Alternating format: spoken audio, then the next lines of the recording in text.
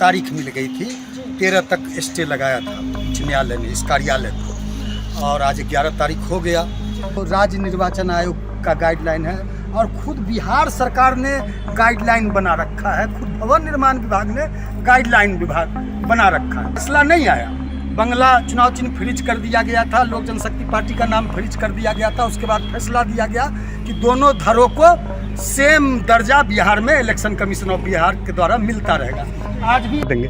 लेकिन जो न्यायालय ने आदेश दिया है उसके आलोक में हमने आज प्रेस कॉन्फ्रेंस करके भवन निर्माण विभाग के सचिव से, भवन निर्माण विभाग के मंत्री से और खास करके आदरणीय मुख्यमंत्री बिहार के नीतीश कुमार जी से ये आग्रह किया है कि हमको 2 दिनों के अंदर 13 तारीख तक पटना में किसी अन्य जगह पार्टी दफ्तर अलाउड करे, जिससे हम अपना ये जो इतना बड़ा सेटअप है पार्टी दफ्तर का वहाँ ले जा सके। तो ये छोड़ने 2 सप्ताह के अंदर इनको दूसरी जगह कार्यालय अलाउड करे तो जो हमको जो लॉ कह रहा है, जो कानून कह रहा है, जो विधि कह रहा है, जो विधि सम्मत है, हमको दूसरी जगह कार्यालय दे, जिससे हम कार्यालय संचालित कर सके दूसरी जगह। भारतीय जनता पार्टी का सदस्य बनने के लिए 8800002024 पर मिस्ड कॉल करें। निवेदक भारतीय जनता पार्टी बिहार। नमस्कार, आप देख रहे हैं देशवा न्यूज आपके साथ, मैं हूँ राजनंदिनी। राष्ट्रीय लोक जनशक्ति पार्टी जो वन व्हीलर आवास है उसको लेकर फिर से विवादों में है। आपको बता दें तो 13 तारीख का वो तारीख दिया गया है जिस दिन इस बंगले को खाली करने की आदेश दी गई है। अब इसको लेकर बातचीत करने के लिए हमारे साथ राष्ट्रीय लोक जनशक्ति पार्टी के राष्ट्रीय प्रवक्ता श्रवण अग्रवाल जी हैं। अब तो तारीख मिल गई है, अंतिम तारीख है 13 तारीख। नहीं, अंतिम तारीख तो 29 अक्टूबर को ही उच्च न्यायालय का जो जजमेंट ऑर्डर आया था उसी दिन तारीख मिल गई थी, 13 तक स्टे लगाया था उच्च न्यायालय ने इस कार्यालय को, और आज 11 तारीख हो गया। और उस दिन उच्च न्यायालय ने यह भी फैसला दिया था कि भवन निर्माण विभाग 2 सप्ताह के भीतर राष्ट्रीय लोक जनशक्ति पार्टी को पटना में किसी अन्य जगह पार्टी कार्यालय आवंटित करे। तो 29 तारीख के फैसले के बाद 30 अक्टूबर को हमने भवन निर्माण विभाग को चिट्ठी लिख दिया कि न्यायालय का ये फैसला है, न्यायालय के फैसले की ये कॉपी है, न्यायालय ने कहा है कि हमको दूसरी जगह आप कार्यालय अलाउड करें। तो राजनंदिनी जी, जब 20 साल से ऊपर, 2 दशक से ऊपर से हम यहाँ कार्यालय चला रहे हैं, हमारी पार्टी की कार्यालय चल रही है। पारस जी लंबे अरसों से पार्टी लोक जनशक्ति पार्टी, उसके बाद राष्ट्रीय लोक जनशक्ति पार्टी का दफ्तर चला रहे हैं, तो इतना बड़ा सेटअप लेके हम कहाँ जाएंगे। जो इलेक्शन कमीशन ऑफ इंडिया का रूल है, गाइडलाइन है, और जो राज्य निर्वाचन आयोग का गाइडलाइन है, और खुद बिहार सरकार ने गाइडलाइन बना रखा है, खुद भवन निर्माण विभाग ने गाइडलाइन बना रखा है। भवन निर्माण विभाग अपने बनाए हुए गाइडलाइन का खुद ही उल्लंघन कर रहा है, क्योंकि हम स्टेट पार्टी का दर्जा प्राप्त है। जिस पार्टी को यह कार्यालय आवंटन कर दिया गया, हमारा आवंटन रद्द कर उस पार्टी को भी वही दर्जा प्राप्त है जो दर्जा हमको प्राप्त है।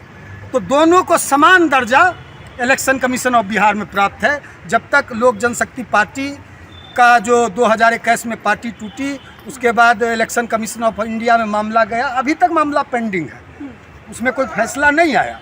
बंगला चुनाव चिन्ह फ्रीज कर दिया गया था, लोक जनशक्ति पार्टी का नाम फ्रीज कर दिया गया था। उसके बाद फैसला दिया गया कि दोनों धरों को सेम दर्जा बिहार में इलेक्शन कमीशन ऑफ बिहार के द्वारा मिलता रहेगा। आज भी इलेक्शन कमीशन ऑफ बिहार में आपको हम दिखा देना चाहते हैं, आइए आप देख लीजिए। इलेक्शन कमीशन ऑफ बिहार ने ये वोटर लिस्ट भेजा है ना, ये वोटर लिस्ट जो भेजा है ये उसी पार्टी को मिलती है जो जिसको स्टेट पार्टी का दर्जा प्राप्त है। तो हम पार्टी कार्यालय खाली करने को तैयार हैं, अब पूरा प्रिपेयर्ड है, हम लोग मन बना चुके हैं कि 13 के बाद इस दफ्तर को हम खाली कर देंगे। लेकिन जो न्यायालय ने आदेश दिया है उसके आलोक में हमने आज प्रेस कॉन्फ्रेंस करके भवन निर्माण विभाग के सचिव से, भवन निर्माण विभाग के मंत्री से और खास करके आदरणीय मुख्यमंत्री बिहार के नीतीश कुमार जी से ये आग्रह किया है कि हमको 2 दिनों के अंदर 13 तारीख तक पटना में किसी अन्य जगह पार्टी दफ्तर अलाउड करे, जिससे हम अपना ये जो इतना बड़ा सेटअप है पार्टी दफ्तर का वहाँ ले जा सके। तो ये छोड़ने के लिए अब आप लोग तैयार हो गए, दूसरी जगह मांग कर रहे हैं? दूसरी जगह हम मांग नहीं कर रहे हैं, मतलब ये अगर दूसरी जगह हम मांग नहीं कर रहे हैं, हमारा मांग जो है तर्क संगत है, न्याय संगत है। न्यायालय का जो फैसला आया, कोर्ट का फैसला आया कि 13 तक स्टे लगा दिया, हम 13 के बाद प्रिपेयर्ड है कि खाली कर देंगे, लेकिन न्यायालय ने अपने फैसले में यह भी कहा, हम दोबारा दोहरा देते हैं कि 2 सप्ताह के अंदर इनको दूसरी जगह कार्यालय अलाउट करे। तो जो हमको जो लॉ कह रहा है, जो कानून कह रहा है, जो विधि कह रहा है, जो विधि सम्मत है, हमको दूसरी जगह कार्यालय दे, जिससे हम कार्यालय संचालित कर सके दूसरी जगह। तो ये बताइए कि अभी जिस तरीके से स्थिति बनी हुई है और फिर उसके बाद अब दूसरी जगह आप लोग मांग कर रहे हैं कि चाहिए, निश्चित रूप से जस्टिस कहता है, कानून कहता है कि राष्ट्रीय लोक जनशक्ति पार्टी बिहार में अभी तक, आज के डेट तक, वर्तमान समय तक स्टेट पार्टी का दर्जा में भी मिलता रहेगा। नीतीश कुमार जी से आपने अपील किया है, बातें हुई? नीतीश कुमार जी से हमने प्रेस कॉन्फ्रेंस के माध्यम से अपील भी किया है। आदरणीय नीतीश कुमार जी को हमारे राष्ट्रीय अध्यक्ष, पूर्व केंद्रीय मंत्री पशुपति पारस जी ने पत्र भी लिखा है, 2 दिन पहले पत्र भी लिखा है। पत्र में उन्होंने इस बात का उल्लेख किया है कि राष्ट्रीय लोक जनशक्ति पार्टी का जो आवंटन रद्द कर दिया गया है, हमको दूसरे जगह कार्यालय आवंटित करने के लिए आप भवन निर्माण विभाग को निर्देशित करें। और आदरणीय राष्ट्रीय अध्यक्ष पारस बाबू ने मुख्यमंत्री जी से मुलाकात के लिए समय भी मांगा है, वह पटना आएंगे और मिलने का समय भी मांगा है। इसलिए निश्चित रूप से हम लोग को पूरा भरोसा है कि जो लॉ कहता है, जो गाइडलाइन कहता है, जो भवन निर्माण विभाग के द्वारा जो रूल बनाया गया है, उस रूल और नियम के मुताबिक हमको दूसरी जगह कार्यालय भवन निर्माण विभाग अलाउट करे।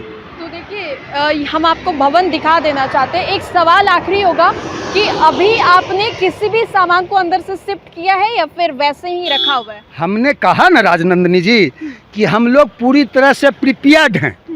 जब न्यायालय ने 13 तक स्टे दिया है और 13 के बाद हम लोगों को यहाँ रहने का कोई हक और अधिकार नहीं बनता है, तो निश्चित रूप से हम लोग पूरी तरह प्रिपेयर्ड हैं। हम लोग खाली करने की दिशा में हम लोग हैं कि हम लोग इसको जितना जल्दी हो खाली कर दें।